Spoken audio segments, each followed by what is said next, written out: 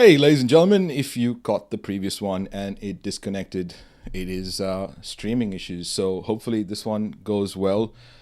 It's Ronsley, and I'm doing another live on how to use AI. It's called Amplify AI, how to use it in your business, how to use it to grow and get your business goals, revenue, credibility, operations, how to do all of that, how to grow brand, how to grow audience, and how to use AI in while augmenting human intelligence. All right, let me show you what's coming up on the show.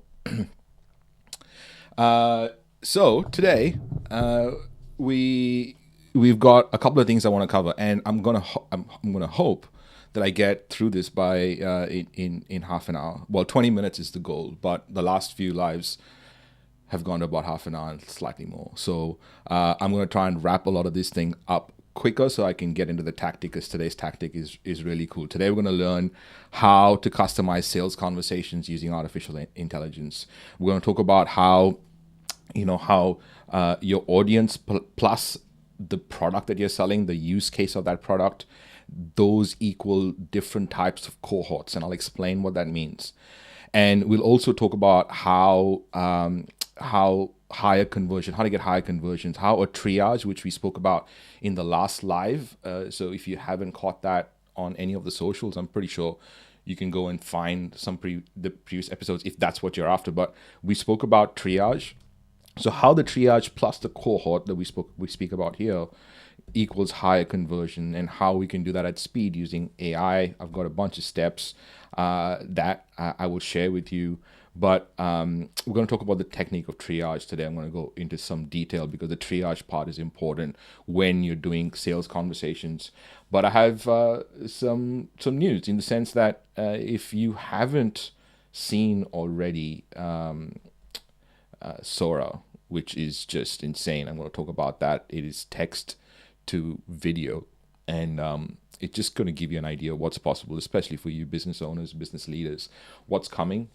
I'm going to talk about how to personalize your ChatGPT, how to use it properly, how to use it, how to use it with all the different customizations that are possible, and talk about some ethical conversations around artificial intelligence. Okay, so there's a few things on, and this, hopefully, if we get time, I'll cover that. But let's just talk about some of the news, and I'll talk about personalizing ChatGPT really quickly, and then let's get into the tactic, which is how to customize sales conversations using AI.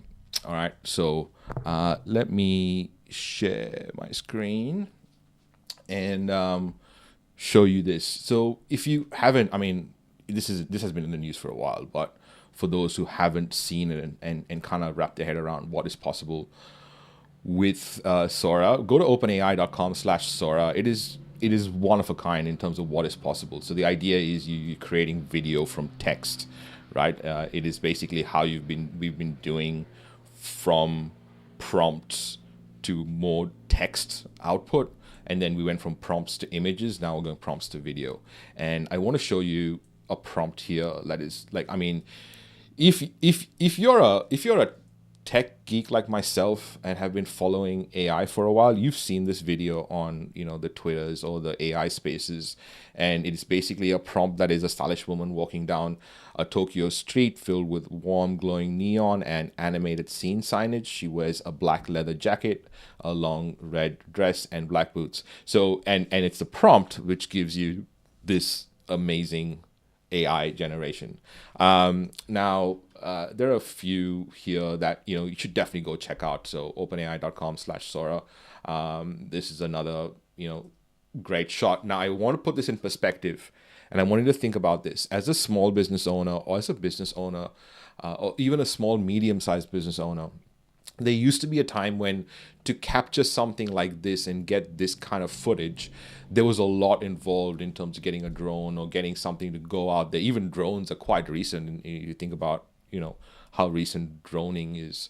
But if you see right now with the technology that we have, for someone to get good footage like this, if it's just a prompt away, including, so that's quite realistic, right? But this one is of a non-realistic. It's an animated scene, which is quite amazing.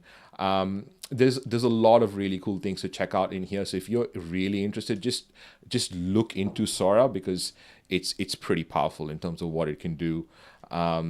There's also this really cool. I wonder whether I can find it. There was this really cool news story about let me see if I can find it here. But there was a really great news story about how this company was using artificial intelligence to give their whole team 4-day work weeks. So and my new book, Amplify AI, is all about that. How do we use human intelligence to augment that human intelligence with artificial intelligence to create more human being versus human doing, right? So let's use it to our advantage. So this company is, I mean, it's in the UK, and I wish I can find it. I hope I can find it. I'm just sort of trying to see with all my I try to store everything in one spot so it's easy to. Oh yeah, I found it. Okay, cool. So have a look. This is a London startup that works 4 days a week thanks to AI. And if you're interested, and you're watching this and you want the link, please let me know. Obviously, you can just copy the link from here, or you can just search it yourself. Oh, I've even taken notes. So it's really interesting. I mean, this is obviously something that we've always wanted, right? We've always wanted a work-life balance, and now we can have it. But there are some of us that are looking at AI and going, okay, let me cut my team, or let me not use it at all. They're going extreme, and I'm saying there's this really cool middle ground that we can totally use. So your children are going to live to 100, and they'll probably be working 3.5 days a week, which is kind of cool, right? You've got half-day work week, half-week work week, which is kind of interesting.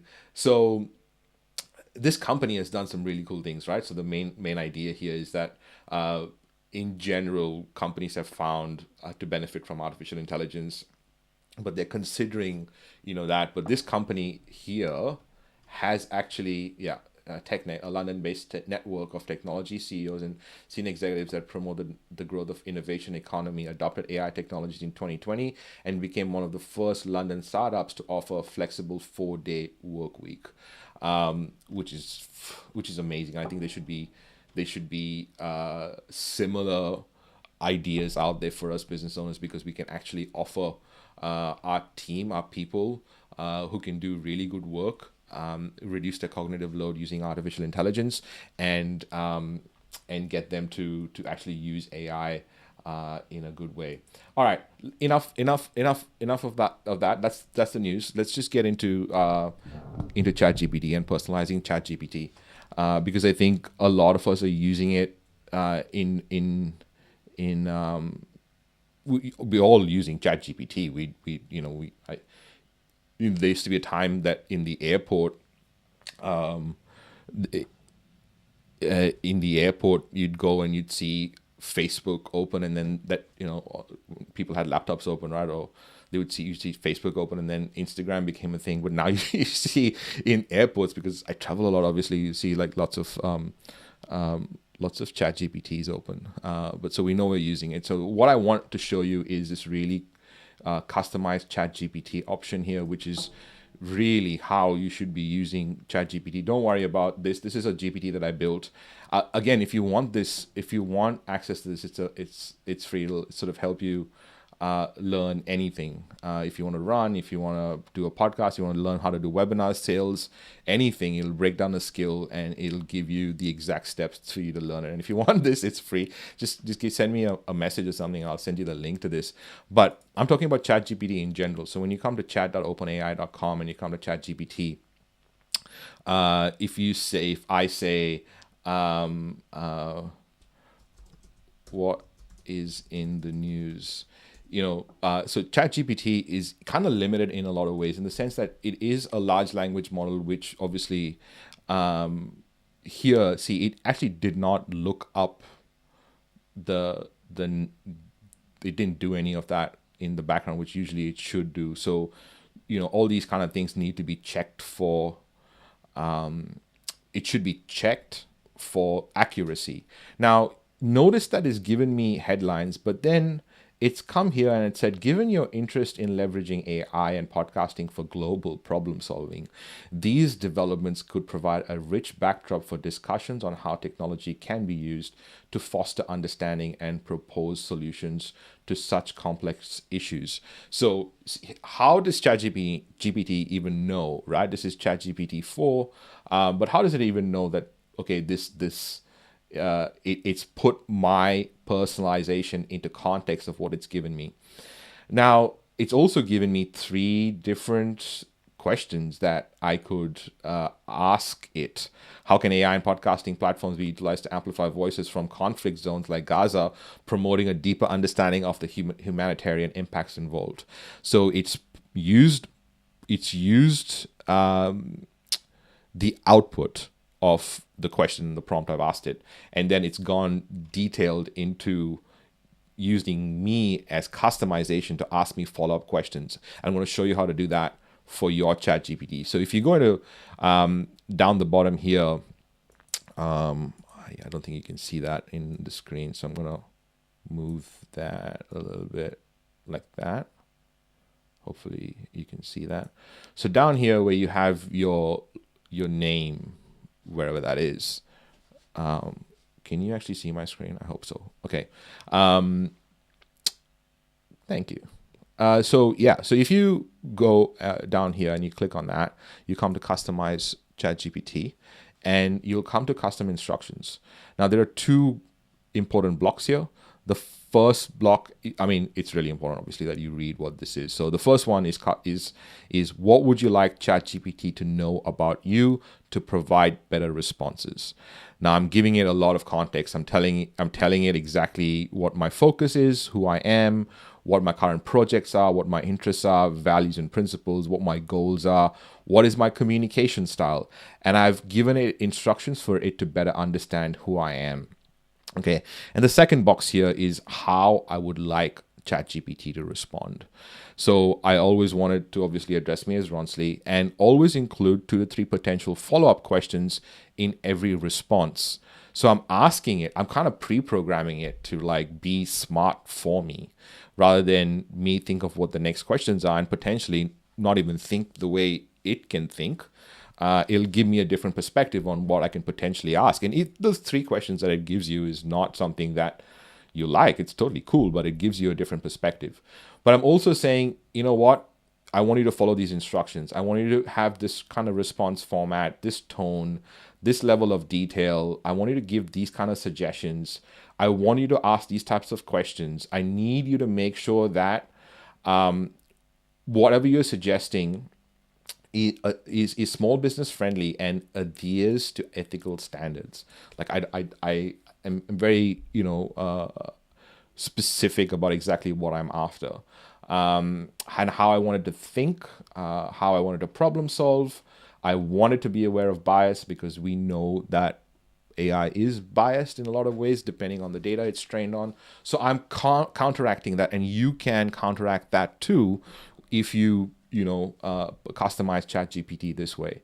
So that's how it kind of knows who I am. This is just my normal ChatGPT. I'm pretty sure it'll work for GPT 3.5 as well. So you should have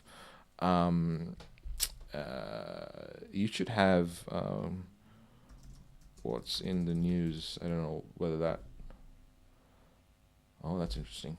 Help me brainstorm webinar topics.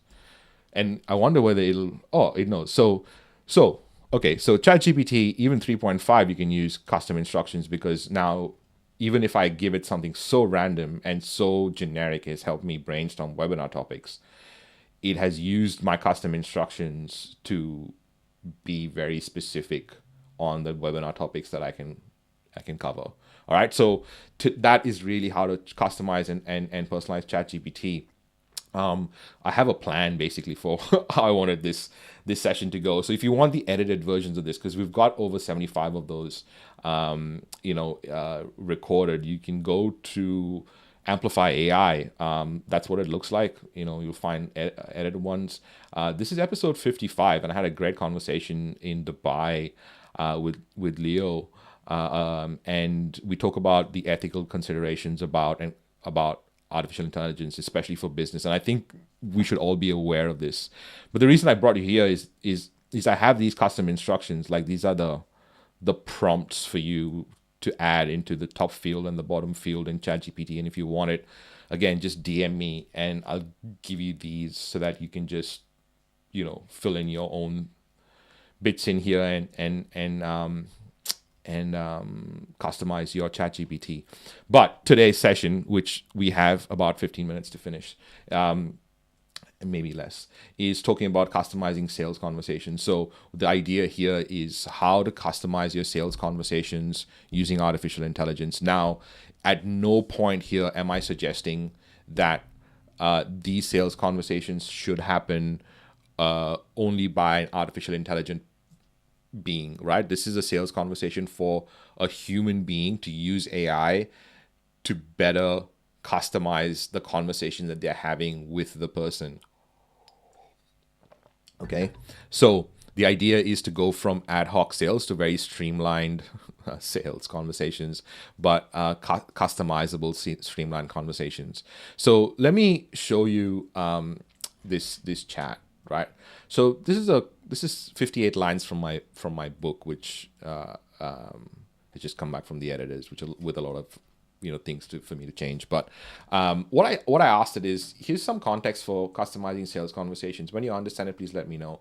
So what it did was it kind of broke down from the book what I thought was the best way to customize sales conversations, which is very deeply thought of using a lot of research, including papers and in field, seeing how this works best.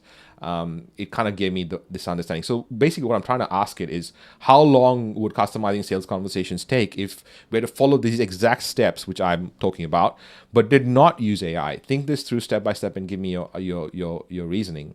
So it's broken down the different ones, which is the steps are defining your customer cohorts. I'll talk about that. It's something I learned from VaynerMedia and the Sasha group, by the way, when I was in New York last year, is this idea of cohorts. And I'll tell you what that means.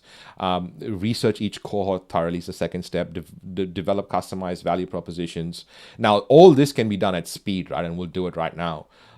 Create sales scripts for each of them. Align them with your marketing. All the it's given me the steps. So I'm like, what if we had used a minimalist approach, right? Now, what it says here, it would take anywhere from 6 months to a year. I'm like, well, no, that's a long time. What if we use the minimalist approach? What would be the simplest and easiest way to do this process to achieve the same results without AI? All right, minimalist approach, it broke it down. It made it 5 steps instead of 7. And it went, all right, 1 to 2 weeks, maybe about a few weeks to a month. Okay, fine. This is good. What are the typical costs involved for a company to perform this? Consider the company has 5 to 8 full-time employees. So I'm kind of doing like an average of, what people have.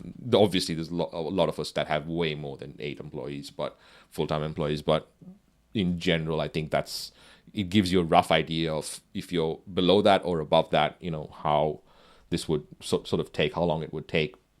So it broke it down and it gave me an understanding of how long it would take. So the total upfront cost would be about between $3,000 to $8,000 with an ongoing cost for monitoring. Okay, so I was like, okay, great. Now, so how can I find a way to remove this cost is my plan. Okay, how can we today, using artificial intelligence, do that at speed? So I'm like, okay, now that you're aware of the process, what are the advantages for a company to perform this project? What are the costs of not doing it? And what are the regular FAQs about this? Now, this is also really what I'm trying to show you here in this conversation that I did up and down with Claude AI is how you would customize your conversations. Because right now what I'm doing is I'm trying to reverse engineer what how someone would see this, so you can use the same thing. Well, okay, so for the advantages of a company to perform this project is, you get increased conversion rates. So if you if you do the customization of sales conversations, and we customize it in a way that streamlines it and gets you the proper sales, then you get increased conversion rates, improved customer experience, competitive advantage, more efficient sales process, better alignment between sales and marketing, of course. And if you don't do it, there's all these reasons for not doing it. But if you customize it, there's few questions that might come up. How would I identify the right customer segments? Well, it tells you that. And we're going to go through that and show you how to do that, really. And that's the idea here, that some of the things that would take months to do, or weeks to do, or days to do, can be done in seconds right now. So then it gave me that. And then I asked it, well, what are the ways to justify the costs, time, and effort of doing this process? Quantify the best you can the cost, the time, and effort saving over the year to execute this process. Think this through step by step, and give me your reasoning, please. And if you don't know what this line is, in one of the first episodes, I covered chain of thought prompting. So go check that out. Again, you'll find all the edited versions of this on the podcast. But it then gave me how to justify costs. It broke down the cost, and then what would the effort and costs, time, and effort of doing this whole situation. So step one, estimate the potential revenue increase, and then it calculated the potential increase in revenue, and then it estimated the time saved by sales reps, calculated the cost. So think of this for whatever business you're in. How can you use similar prompting to get these really valuable ways of talking? So right now, the way I'm trying to convince you is that customizing your sales conversations right now using AI is going to be massively beneficial. So I'm just kind of showing you what's possible. All right. So one of the ways to do that is to define your audience into customer cohorts. What I mean by that is, I'll give you an example, right? So right now I have, for example, a coaching program for business owners and leaders who want to use artificial intelligence in their business. I mean, if someone's willing to sort of really learn the right way from someone who has done it before and can, like myself, can program in 21 different languages and has been an entrepreneur for a whole bunch of years, then I can be very specific and very to the point, and I can say, okay, there are two types of people potentially as my customer cohort. They're either business owners or they're business leaders. Business leaders are people that are in the business that can empower their teams to adopt AI, and they can do it themselves, and that empowerment is really helpful in terms of what my plan is, or my passion is, and my focus is around artificial intelligence. And the other one is for business owners who are very autonomous in what they can do, in the sense that if they believe that this is something that they can implement, they can have better impact, they can augment human intelligence with artificial intelligence, then those are my people, right? They can not only empower themselves to learn, but they can empower their teams and the people they come across to learn. So for me, there are two segments. So for you, define what your segments are. Even though my audience are, this business leader sort of circle, and even though my focus is on delivering the same result, there are two different types of cohorts. So I've given you some ideas here, and again, if you want these, please DM me and I'll send you all these notes. I'm very happy to do that, or you can just read and copy them off the screen. It's totally fine. So first, you define your customer cohorts, and I've given you some ideas on how to think about that, and I've given you an example as well. All right, so let's not go too much into that. The next is then you sort of research each cohort thoroughly, right? What are the pain points for the business leaders? What are the pain points for the business owners? What are their fears? What are their values? What are their benefits? What are their aspirations? And they'll all be different, even though the outcome is the same, and you can kind of put them in the same bracket. So then you research each of them. Then you kind of go, okay, well, now this person these are the things that they care about, right? You have that, and then you have this cohort are these things. And again, what I'm trying to say is you can do all this stuff at speed, and I'll show you because how to do a really cool audience analysis right now before we wind this up. But let me finish the steps, right? So then you develop value customer proposition. So right now, I wouldn't go more than 2 or 3 cohorts. Like I would make it as simple as possible. And then you would have, specific sales scripts, again, which you can totally do using artificial intelligence in a really personalized manner, because I showed you today how to personalize, your ChatGPT. I don't know if you can see this properly. Probably not. Let me move this.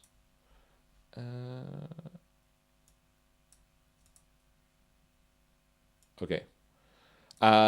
So then you create the sales scripts very specific for each one of them. Now there are 2 types of audiences or cohorts that you are dealing with, and now you can create marketing along the similar lines, so that you're aligning your marketing and your content to your sales, and you're customizing it all the way through.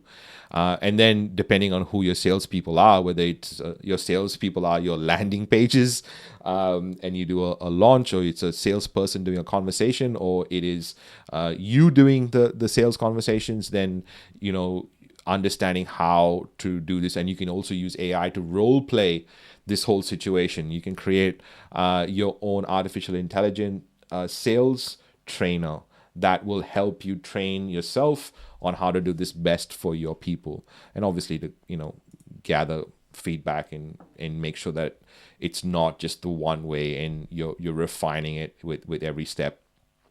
But before we go, I have a bunch of prompts that obviously I give some of my clients, but there's a really nice one here on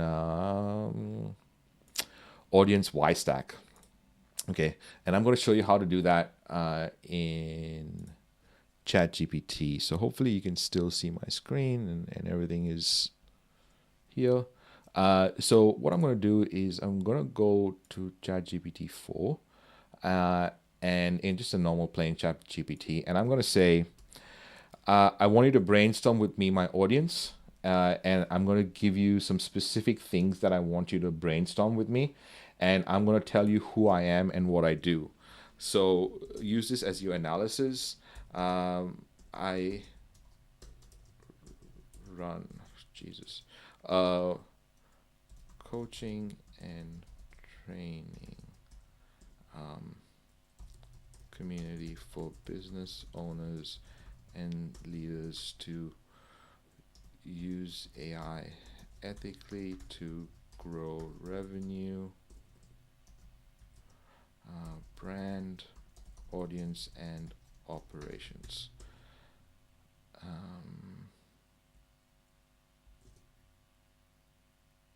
Yeah. So I'm just giving it that text, and I'm going to say, well, analyze my audience. Obviously, you can copy this prompt. Again, if you need any of these resources, send me a DM. Super happy to share it. But see how it's being specific, okay? And how it's giving me, considering what this is, these are my audiences. These are 5 of their pain points.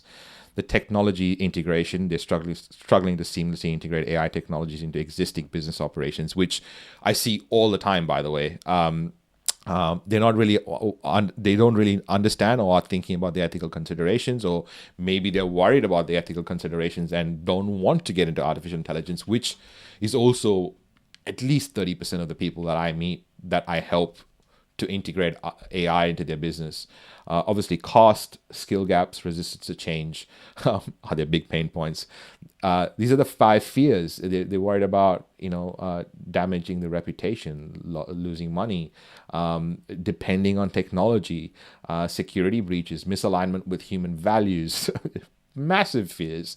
And you see how it's done it so quickly, but it's done it with context because I've kind of given it that, right? These are their beliefs. There's this potential for AI. They believe that there's a ethical responsibility. There's a need to adapt. They believe it's important to have human oversight, and they believe that collaboration over competition is something that is important. Now you see how it's tailored this right to who I am and who my people are. And I don't disagree with anything that's come out here, by the way. And these are their values. So they value innovation, integrity, respect for privacy, sustainability, and inclusivity. They aspire to lead the industry change. They aspire to global impact. They aspire to operational excellence. And I'm talking about global impact, and some of us might think that, oh, I'm not looking at global impact, but these are the same people who would say, I want to change 1 million lives over the next 10 years or whatever, or 1 billion, or something that is just ridiculously big that a lot of us can't go after. But of course we want to make that impact. They aspire to operational excellence. They aspire to innovative culture and community building. What they wish they could do after their pain points are fixed, they wish they could grow. They wish they could have data-driven decision making. They wish they can enhance their customer experience. They wish they could develop their products in an innovative and better way. They wish they could be more ethical in their leadership and seen as that. And they have these 5 mistakes that they wish they could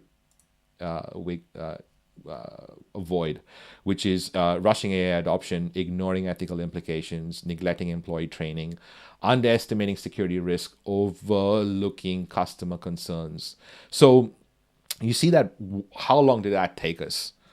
It actually took me longer to read it than for it to take this line and my prompt and give me something so specific. But again, if this was, let's do this, right? Let me run this. At the start, I'm gonna wind this up soon because so let me disable customization, okay, and go. I want a new chat and run the same prompt again. It'd be interesting to see. So it hasn't told me I'm Ronsley. It doesn't know that. And I bet it wouldn't be as specific, and it won't be as specific as the one that was there previously. You see how, it's very generic in the way it's giving me responses as opposed to the previous one. So customize your ChatGPT. I hope you find that useful, by the way. Again, we've gone to 32 minutes, and I wanted to cover a whole bunch of different things. But if you're here, obviously, good to have you here. I know a bunch of you are live, but I'm going to do these. And if you have any questions about using AI, please send me a DM because I'm here to help. And I want to mainly also see how people are using it and how you're using it in your business. Plan is to go live again tomorrow, but these scared the big G's out of me. So hopefully I'll be here tomorrow. Otherwise, love what you do what you love. Talk soon.